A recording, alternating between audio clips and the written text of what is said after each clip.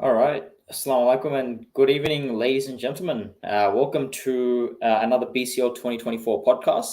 I hope you guys enjoyed the 16 podcasts that we ran with the 16 teams that will be participating in the tournament that kicks off in, what is it, probably about 3 weekends from now. I think everyone is super excited. I know at least I am. Today, we actually have a very special podcast. Now that we've finished actually meeting with the teams, we'll be actually over the next couple of weeks meeting with the various sponsors that we have. At BCL and All Star Media, we are really, really pleased to announce some fantastic sponsors. The title sponsor being BYD Australia. We are so fortunate to have sponsors like them to actually make tournaments like this possible. And we're really excited for you guys to see what the tournament has in store for us. So to kick off this new series, we've got Scott Maynard, who is the EGM at BYD Australia. Lovely bloke. I'm gonna have a chat with him tonight, and you guys can, if you guys have any questions, feel free to post them in the comment section. But I think with the questions that I've got listed down for today, you guys will get a great idea of BYD's involvement in the tournament, what they're all about, what they want to do with the community, and some other fun things that we have to discuss as well. So.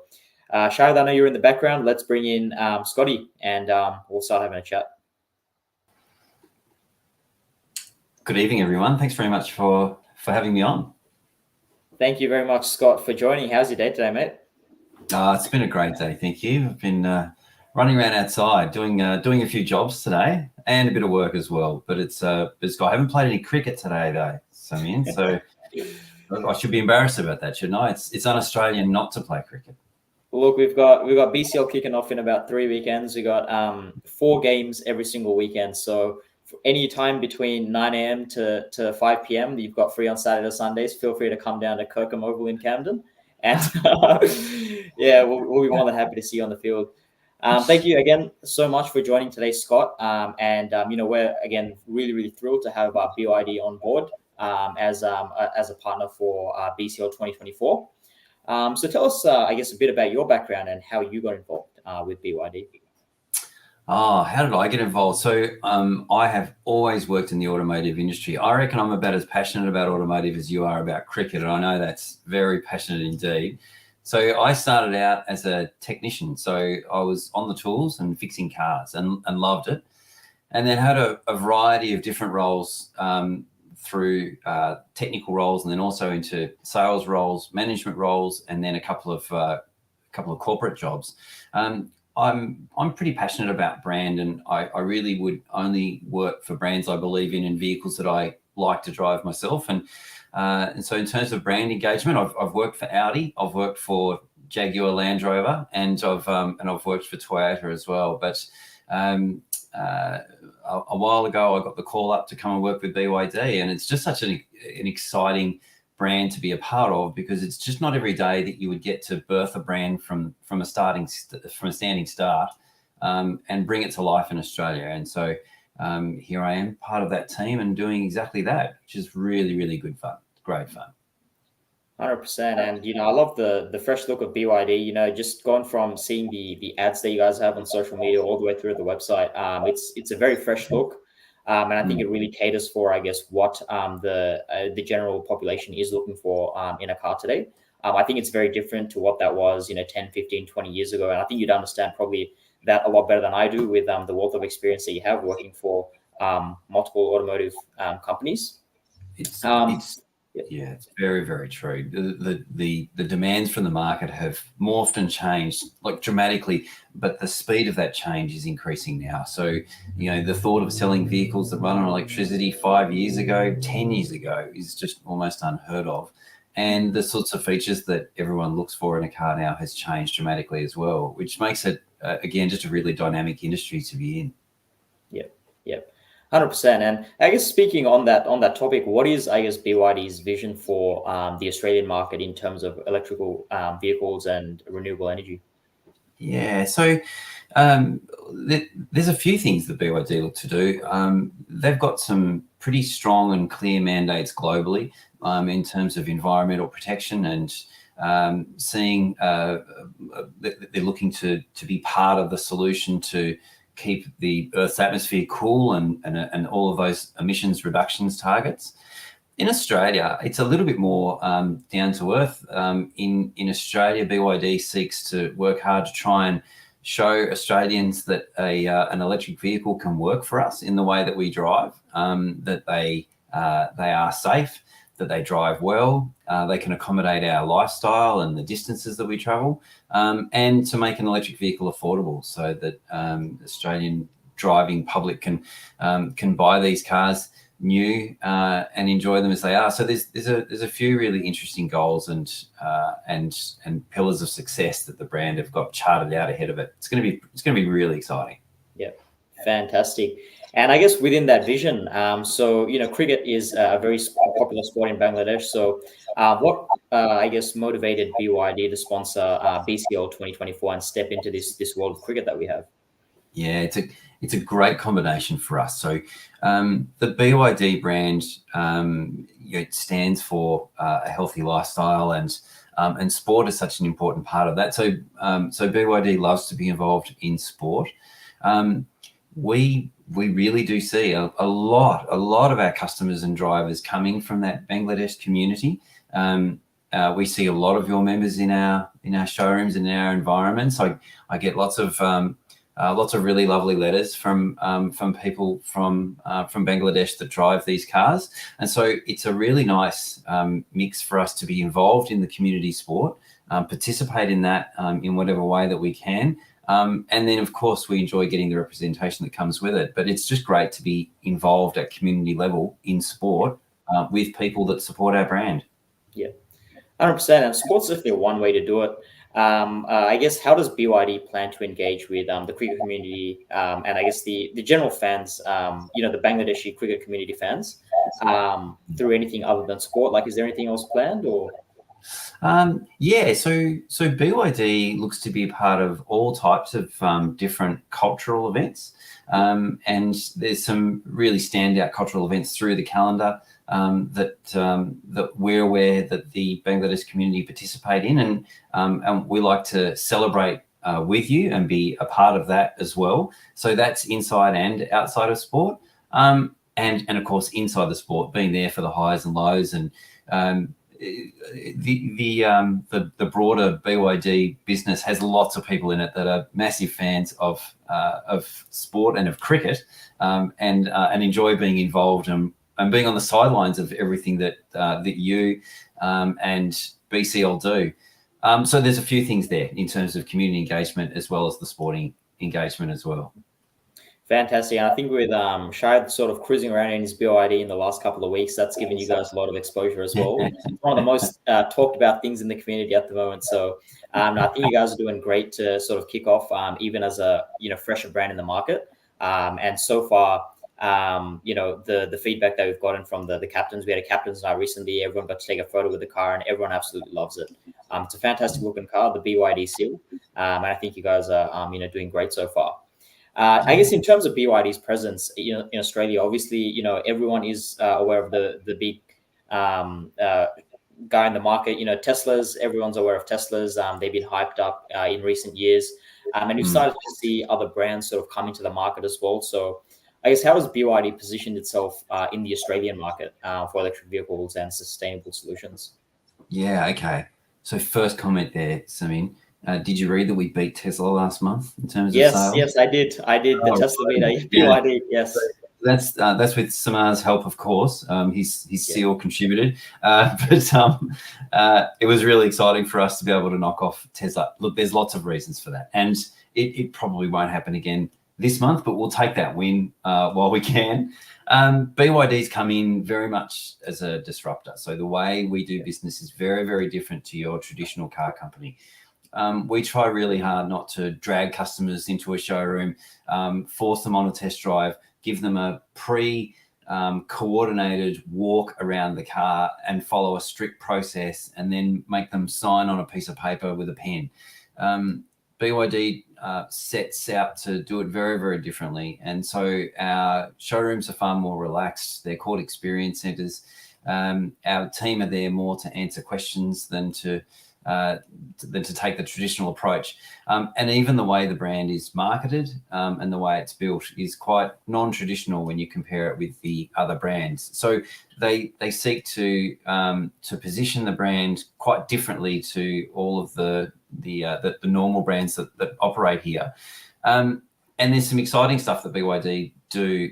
They've got a very a very different and unique way of logistics and supply chain management, which enable them to do a lot more in-house and to be able to bring the vehicle to market for the right price. And so, so in terms of positioning, they want to be an affordable electric brand, but still represent really, really outstanding value and quality. And I think they're working really hard to produce that result. It's going okay.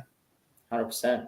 And I guess in your time at BYD so far, have you noticed or have you guys sort of talked about any specific challenges or opportunities that are very specific to the Australian market as compared to other regions around the world?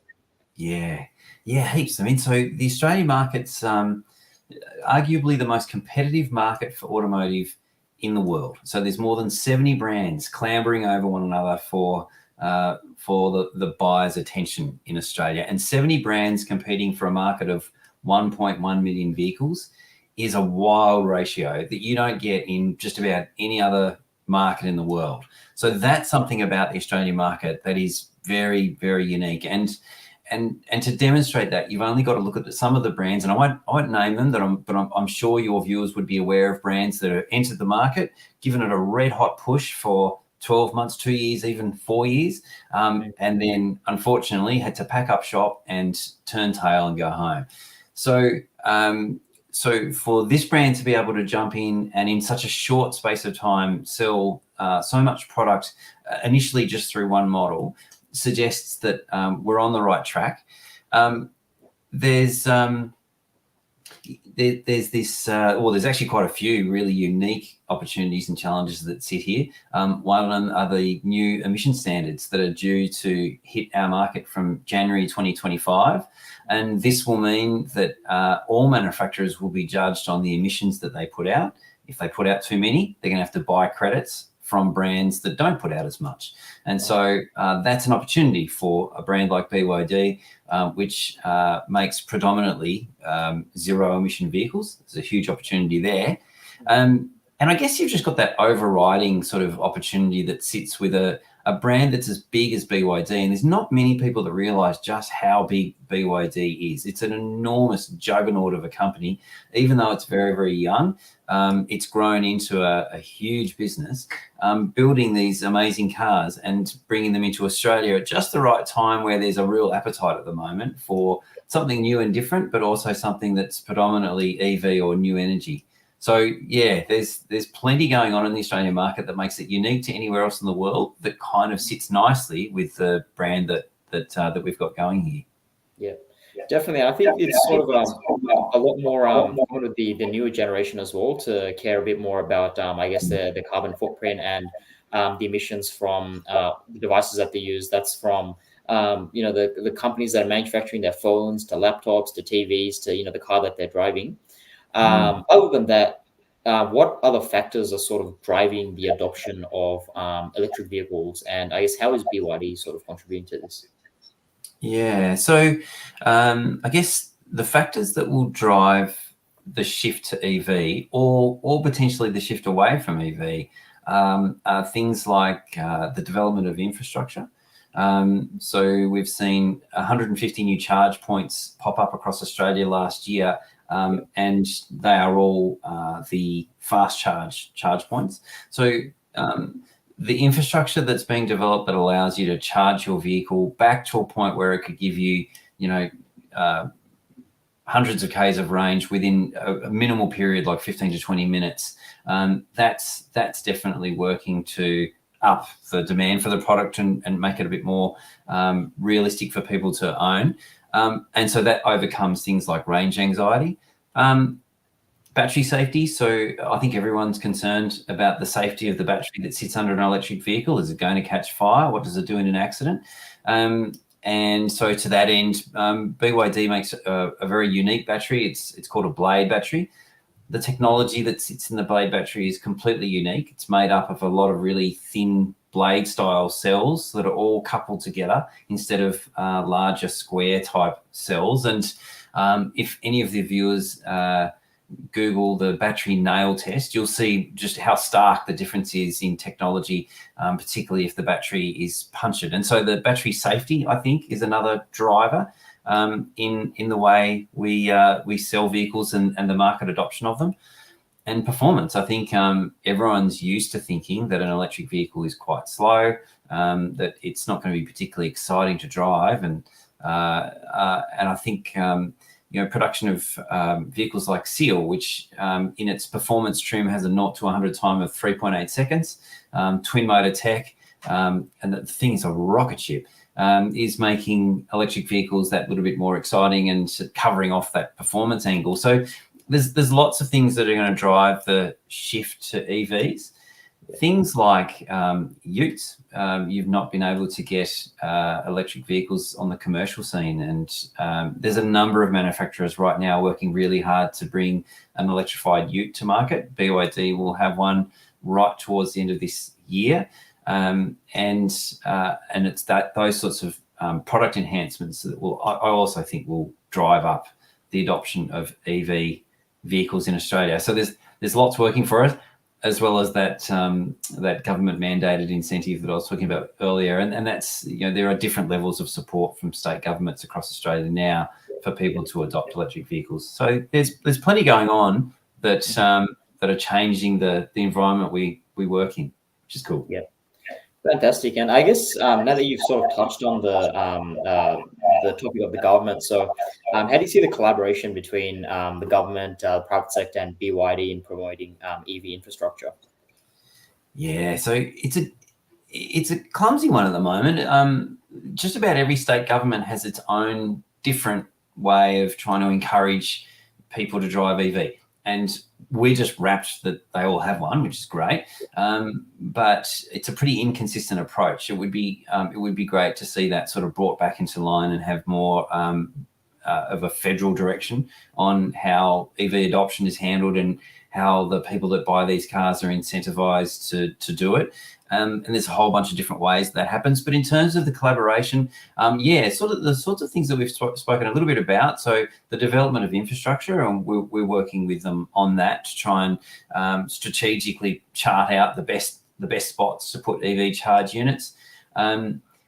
You've seen the charging infrastructure become universal. So it used to be that every brand had its own style of charging port, which meant you had to have, only one brand of charger would suit one brand of vehicle. But now you can get charge networks like Jolt that you can plug into any electric vehicle, which is great. So that's helping, and the manufacturers all work in to do that as well by having a universal series of electrical charge points.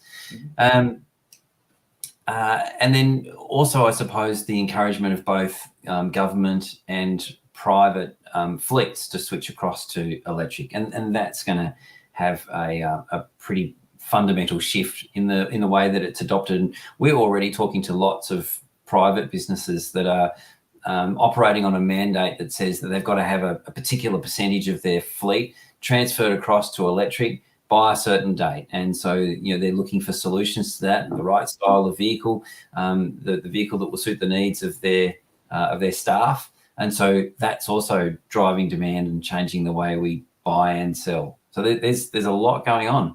Yeah, 100%. I think that's a really good overview of the Australian the market and the electric vehicle landscape, and I guess BYD's position there.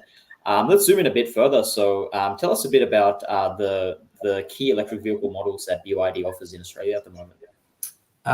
So at the moment, there's three. So we've got the Atto 3. The Atto 3 is an SUV.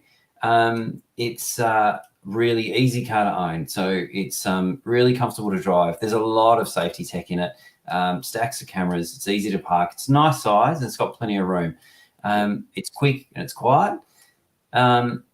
We've also got the Dolphin, and the Dolphin is a very, very small, it's like a city car, I suppose. It's super funky. You can get them in a bunch of wild different colors, two tones. couple of specs. So there's two different spec levels to Dolphin. Just a really, really stylish car with good range that's ideal for the city. Again, super easy to park, and loads of tech in that car as well. And then the most recent addition that we've had to the range is the Seal. And so the Seal is our performance sedan.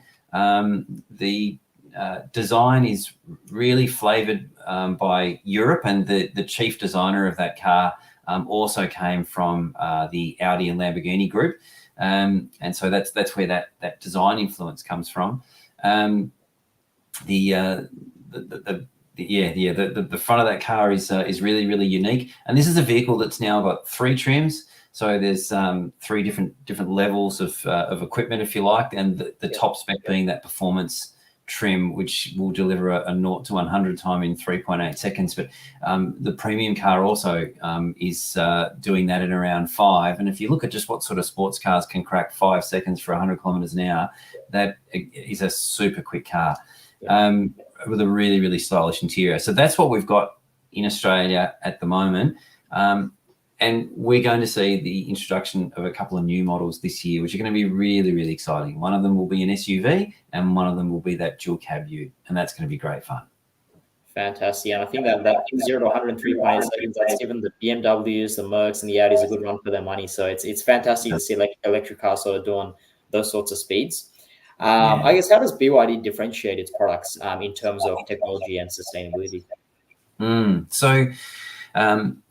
It's quite unique in that it does a lot of its engineering in-house. And so most of the big brands, for good reason, will do the core design themselves, but then they will sublet a lot of that tech to external companies like Bosch or Denso or people like that. And that means they then have to issue design briefs. They have to go to an outside supplier. They're dependent on an outside supply chain, and they have to try and collaborate on technology. BYD have been quite unique in that they develop a lot of that technology in-house. So all of the hardware and software that manages the battery is all strictly BYD.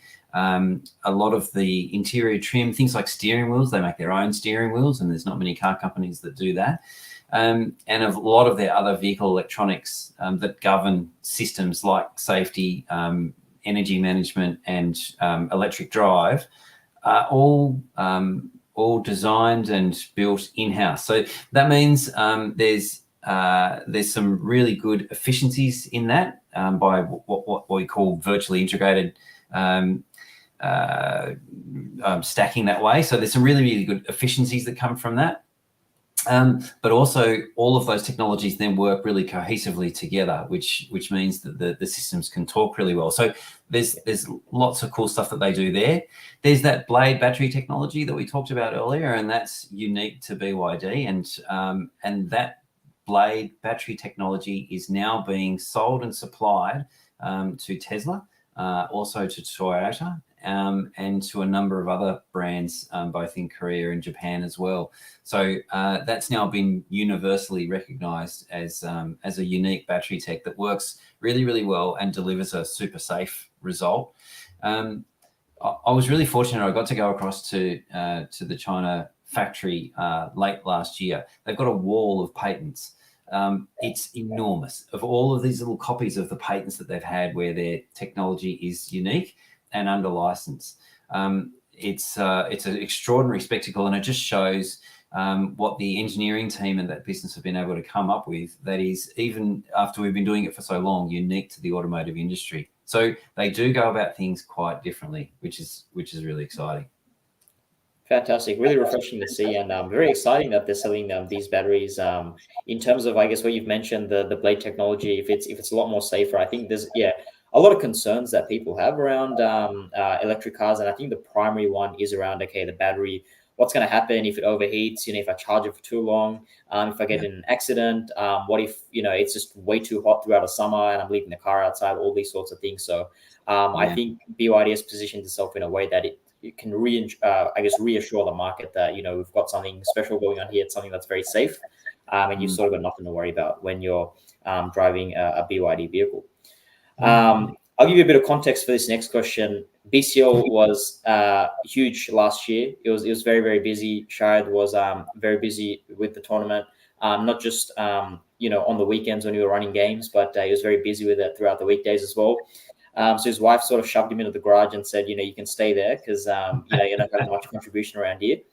He's got his BYD seal now, and just given how massive BCL 2024 is expected to be, I think his wife has sort of discussed the possibility of him having to use the car as his bed as well. So tell us a bit about the interior of BYD. I've seen the interior. It is absolutely fantastic. I've sat inside the car. So tell us a bit about the interior, and can you use it as a bed? Look, you can at a pinch. Look, the heated and cooled seats are probably going to serve him well. It does have a huge panoramic sunroof, though, so he's going to get woken up pretty early in the mornings, I would expect. It's a really comfortable. I'm glad he's got a seal, right? Because at least it's quite a large car, so he's got a bit of room to spread himself around a bit in there. I'll tell you something else that would work for him.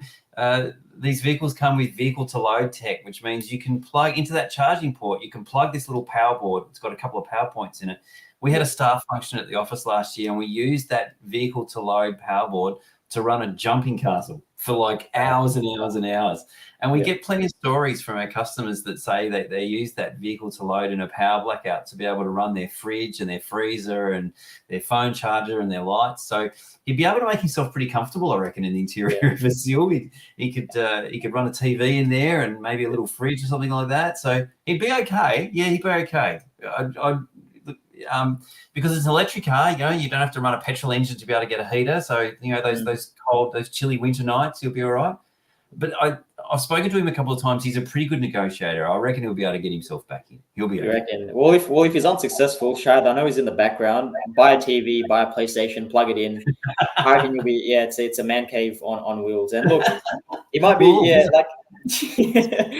Look, you mentioned Scott. It's got that panoramic sunroof. It's absolutely beautiful in the car. It's going to get waken up pretty early in the morning, but you know what? It means you can stargaze at night as well. So out in Camden, I think there's a lot of stars around there. So Shahid, I reckon when that afternoon game finishes at 5 p.m., just hang back and just stargaze in Camden. Well, look, that's great. I guess in terms of the future outlook, it's really I'm really glad to understand, I guess, how BYD has come about in the Australian market. What the landscape is like at the moment, and what you guys are offering at the moment. Let's talk a bit more about the future, right? What do you see as the future of electric mobility in Australia, and what's BYD's plan to sort of, step into this plan and, I guess, cater for the market? Yeah. So a couple of things that are going to be big. So you're watching pretty much every manufacturer at the moment scramble to try and bring an electric vehicle to market, because it's now considered that traditionally powered vehicles, we call it ICE, so internal combustion engine. So internal combustion engine vehicles are really starting to get a bit on the nose now. And don't get me wrong, I still love them too. We all do. But it's pretty clear that tighter and tighter emission regulations, more and more cities that are sort of charting a course to ban ICE engines in future years are driving the market towards electrification. And so every manufacturer is now scrambling to try and cater to that need and bring something to market that'll work. Watch for this. There are plenty of brands out there that are offering electric vehicles, but they are just traditional powered vehicles with the engine ripped out and an electric motor spliced back in. There are only a few brands out there right now, and there are a few, but there's only a few brands out there that actually design a vehicle to be electric from the ground up. Because to sit down and clean sheet a vehicle with a whole new power source, that's a really difficult job, and it takes a long time. And this is moving faster than many brands can keep up with. So I think one of the unique things about BYD is that they are ground up built to be electric, which just means that they suit that whole setup a lot better. What else have we got coming at us in the future? I think there's going to be an interesting stepping stone where people will adopt what's traditionally been called plug-in hybrid technology. And so plug-in hybrid technology means that it's still got a traditional petrol or diesel engine that runs the wheels, but then it has some electrical assistance. And usually that electric motor sits in the bell housing between the engine and the gearbox, and it can provide some electrical assistance to the engine using a high energy electrical system. Most of those vehicles now have an EV only range, which means they can shut the petrol engine right off and they can use that electric motor to drive the car with limited performance for a limited time. So plug-in hybrids, I think, are now rising up as being a really popular alternative as a stepping stone to EV. So if I look at the VFAX numbers for the whole of last year, 2023, we see that EV vehicles jumped by 160% year on year. Plug-in hybrids jumped by 180% year on year for last year. So BYD is going to jump into that as well, and they're also going to produce a plug-in hybrid vehicle for those people that want to be able to commute all week on an electric system, but maybe have an engine that can fire up if they want to go off into the mountains without having to worry about charging for a longer trip. So that's going to come. That technology is very, very close now. We've got vehicles in Australia that are being tested in Australia right now with that tech and being prepped for a market launch in the next few months. But BYD will do it a little differently. Instead of it being a traditional engine-powered drivetrain with electrical assistance, it will actually be a purely electric drivetrain that has a petrol engine that only runs a generator just to try and provide assistance to the electrical system. So that's a slightly different way of doing it, and it's more in keeping with a new energy style vehicle, which means they can keep that petrol engine off for the maximum amount of time and only use a petrol engine when you need it. These are the sort of emerging trends and emerging technologies that are coming.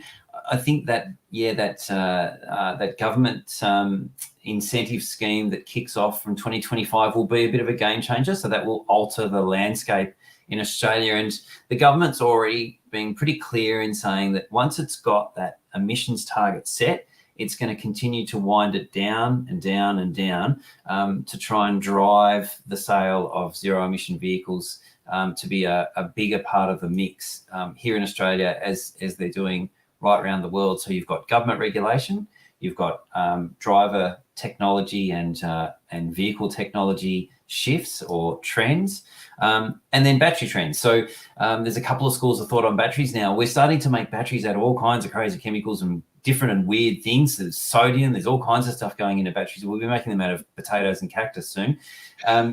And the battery tech will change so that we can get longer range. It's also the heaviest part of the car, so we'll try and make them lighter and lighter and lighter. And I'm sure we all remember some of those, although you're probably a bit young, Samin, but plenty of people remember those first mobile phones that were big as a brick or size of a shoebox and had a massive big battery. And in a pretty short space of time, the technology improved and improved and improved until you got a phone that looks like this now. And vehicle tech will likely do the same sort of thing. We'll get batteries that will get smaller, lighter, with better range and get better. But that won't happen as fast as it did with the mobile phone, because that battery technology advancement that helped the phone has been helping cars all the way through. So it's not like it's going to suddenly become the size of a briefcase and give us 1,000 k's range in 10 minutes or anything, but it will continue to just gently evolve.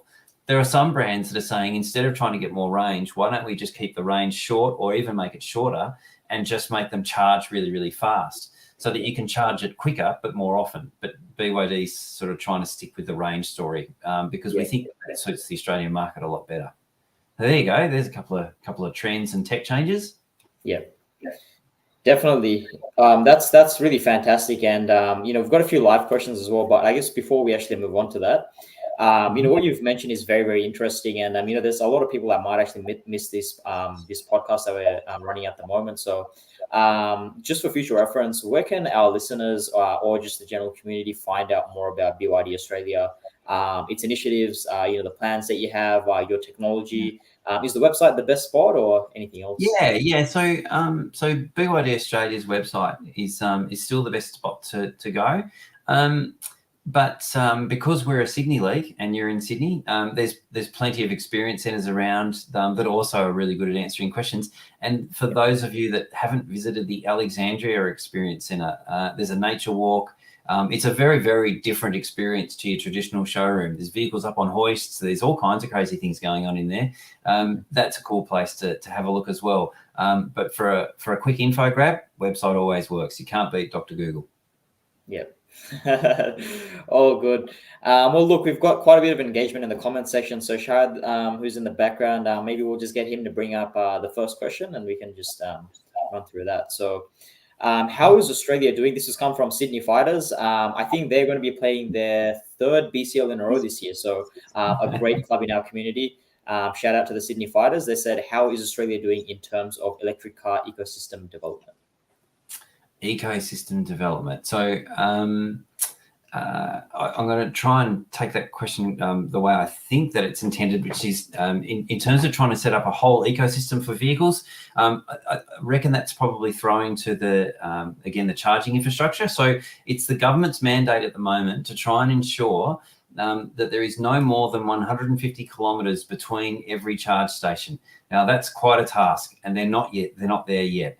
So that's their goal, if you like, the target that they've set themselves.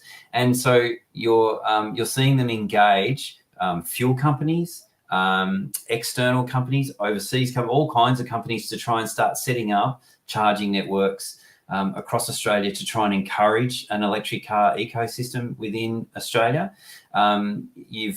Which is a great thing for the government to be involved in, because the government knows that unless they've got that set up, they're just not going to be able to encourage people to move across.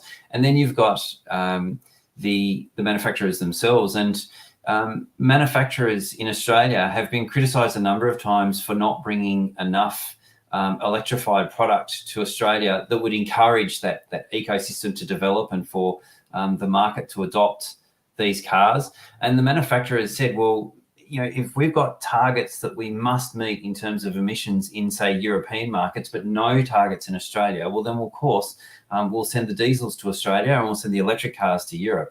And so there's a lot of moves being made now to try and balance that back up again, and to have a broader range of products, more choices for the market and for the consumers, so that ecosystem can start to flourish and develop. And you're seeing that now in the growth numbers, which is really, really exciting.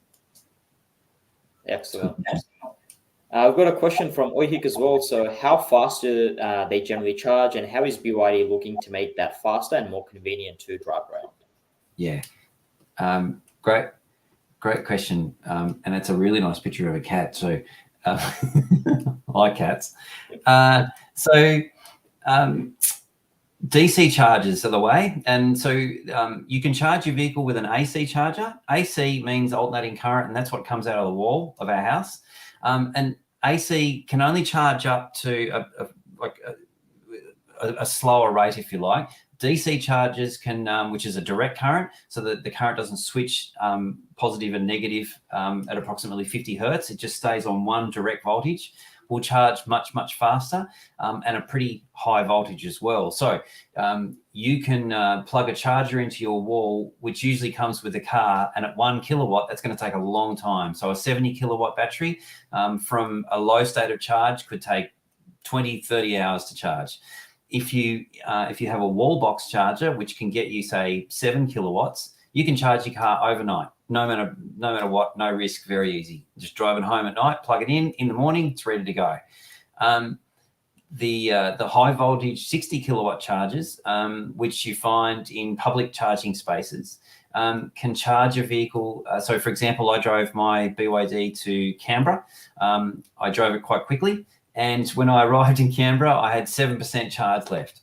I whacked it onto a 60 volt DC, 60 kilowatt DC charger, and was ready to go in just under an hour, back to 100% again. What more and more people are doing is, say, on a long trip, it takes a long time to get it from 80% to 100. 80% will still get you 300 plus Ks range. And so on the road, what people will generally do is just plug it into a fast charger. And we're getting fast chargers now with DC current that are getting up to 300 kilowatts. That's crazy fast. With a charger like that, in 15 minutes, you can get from a very, very low sub 10% state of charge back to 80% plus with 300 Ks range in about 15 minutes. So that's excellent. Yeah. It's changing all the time. And as we mentioned, battery tech is changing and charger tech is changing, and they're both going to make that even better. Yeah. Amazing. And we've got a question from Roxy here as well. So what is the cost of fast versus normal household charging? Please, if you can share. Yeah, okay, great, Roxy. Can do. Fast versus normal. So let's go through those options I just mentioned. The 1 kilowatt charger normally comes with the car, so that's cheap as chips. So we'll throw that in the boot for you, and most manufacturers do. A 7 kilowatt charger, they are generally around the $1,000 mark. BYD are about to bring a branded charger to market, and that's going to have a retail price of around $500 to $600, and they're going to be released in the next few weeks. That will be a 7 kilowatt charger, so that's the one that will get you back up and going overnight. 22 kilowatt chargers are often retailing at about $1,500, and then add to that the cost of installation. And installation varies depending on what sort of a job it is. So if the charger is really close to your fuse box, it's not going to cost very much at all. The further it is from the fuse box, the more expensive it will be. And so that's the bit that's a little bit unknown. So I had my charger installed for about $2,000, and that was a 22 kilowatt one. Fantastic. Thank you so much for sharing. I've got a question from Farhad as well, who actually does play himself in the Sydney Fighters. So what is the fastest car of BYD, and what is the price range of different models? I've seen him actually, he drives around in a Mustang, so maybe he's considering if the BYD is faster, he might have to switch up. Does he play well? What position does he play in? He's an all-rounder. Yeah, I've seen him target a few big sixes, and then he bowls as well. So we actually versed his club, I think, about a month ago. So yeah. Cool. All right. Mustang driver. The fastest car BYD build is that Seal Performance that we've talked about.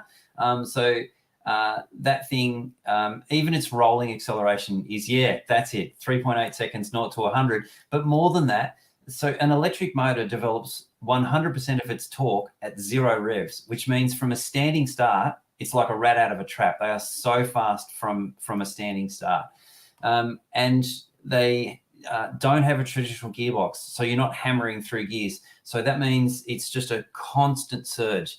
This thing will pin you in the back of the seat, and you can't lean forward. For as long as you hold that accelerator pedal to the floor, it will keep holding you against the seat because you don't get any let up as you change gears.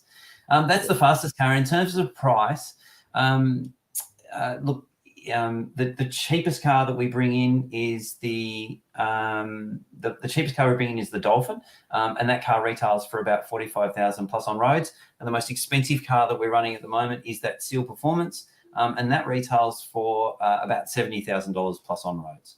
So depending on whereabouts you are and what your on-road costs are, there's a couple of grand on top of that. Fantastic. So we got a question from Bhuvan here. I'm curious about the possibility of BYD bringing the hand model to Australia. Is there any information you can share on that? I can tell just the viewers here, because it's a big secret and we're not supposed to really talk about it, but the chairman of the entire BYD business, the global business, drives a green Han. It's a one-off color. So I can understand why you might want to have it brought here. At this stage, I'd say it's highly unlikely that we'll have the Han here in Australia, because the technology in that car is now starting to date. So it's probably not the kind of thing that we would want to bring as a brand new, fresh model. However, there are, as I mentioned, a couple of other models that we are looking to bring to Australia, and the brand does have a really aggressive model launch plan to push out that range this year and next. So we've got visibility of some really amazing product. And again, I was very fortunate indeed late last year to be in China, and I got to drive a series of these vehicles, including some of the concept cars. There's some extraordinary stuff that they've got planned for our market.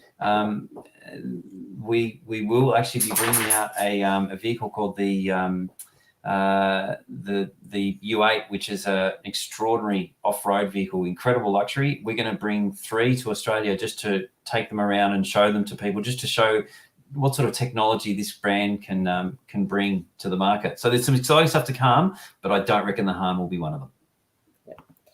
All good. Question from Rasim. So how frequently do we need to service the car? I think this is a really good question because, a lot of people are sort of concerned about the longevity of electric cars. Yes. Yep.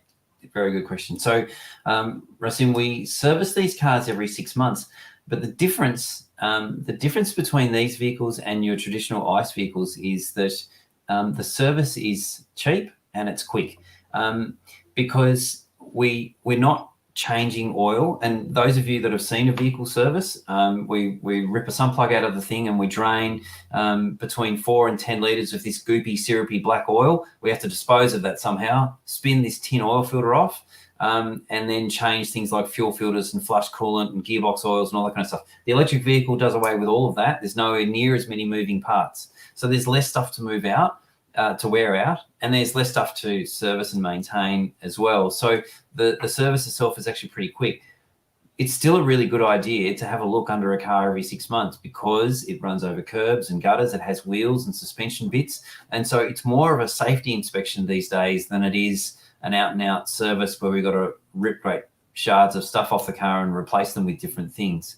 So it's pretty cheap, it's pretty quick, and it happens every 6 months. And then you've got things like the battery warranty, which is about 8 years. So it's good. Fantastic. And I think this is the last question of the night. So Hassan says, which model do you drive, Scott? Which one do I do? Well, I'm really, really lucky. I'm a bit spoiled for choice and I can drive most of them. But in my driveway right now is an Atto 3 because it's just a great vehicle for me to throw a push bike in the back of, or put a couple of family members in, or throw a dog in. It's just a really nice, open, airy, practical car that's also quite quick. Fantastic. Thank you so much again, Scott. And just before we head off for the night, then, do you have any final thoughts or messages for our listeners? No, look, just thank you very much for having me on. It's been really nice to take the live questions from all of the people that you've got watching. It's a great following that BCL has, and in my interaction with the BCL code or the league, I'm really excited by what you all do, and the passion that sits in your members. We were talking off air about the number of games, the number of hours that you all commit to on weekends, and the volunteers that must sit behind that to volunteer, to umpire, to commentate, to make this sport real. I think is extraordinary. You've got a great thing going, and thank you very much for letting me pop along and be a part of it for a bit. So it's really exciting. No worries. Thanks again, Scott. Again, we are really, really privileged to have BYD as a partner for BCL 2024. You guys have definitely made this tournament possible. As Shahid said, he didn't want to run it this time, but we said, nah, just given how grand the tournament was last time, you have to run it this year. And, we're so glad, as I mentioned, there's no other tournament actually within the Bangladesh cricketing community that is clashing with BCL this year. So within the community, it is all the cricket that is happening, and BYD is supporting that. So again, a huge thank you for joining us tonight as well. I think the community has learned a lot about BYDs, but also just the general landscape of electric vehicles in Australia, what you guys offer, what your plans are, and I guess what sets BYD apart from the rest. Again, thank you so much for joining. Again, we do kick off the tournament on the 9th of March, which is a Saturday. We'll have games between 9 a.m. to 5 p.m. every Saturday and Sunday. You are always welcome to join us at Kirkham Oval. Whether you want to, jump on the field, you can guest umpire if you want. You can jump in the commentary box, or you can just come hang out and meet the players and meet the community, answer any questions and whatnot. It is completely open for you. So again, thank you so much, and I guess you'll be hearing from us throughout the tournament. Fantastic. Thank you so much. I am definitely going to come down and take a look. It'll be great. Fantastic. I'm not going to get on the field, though. You'll boo me off, but I'd love to have a look. All good, Scott. Thanks for joining us again, and have a good night. Thanks very much. You too. Cheers. All right, ladies and gentlemen, that was Scott Maynard, EGM at BYD Australia. Great bloke who's working for a great company that's really making rounds in the Australian automotive market. Thank you all for joining me today. If you guys have any further questions, feel free to reach out to Shahid, or just post anything else in the comments. We'll definitely be in touch with Scott throughout the tournament, and I'm sure he'll be watching our games. Again, thank you for tuning in tonight, and I'll see you guys in the next one.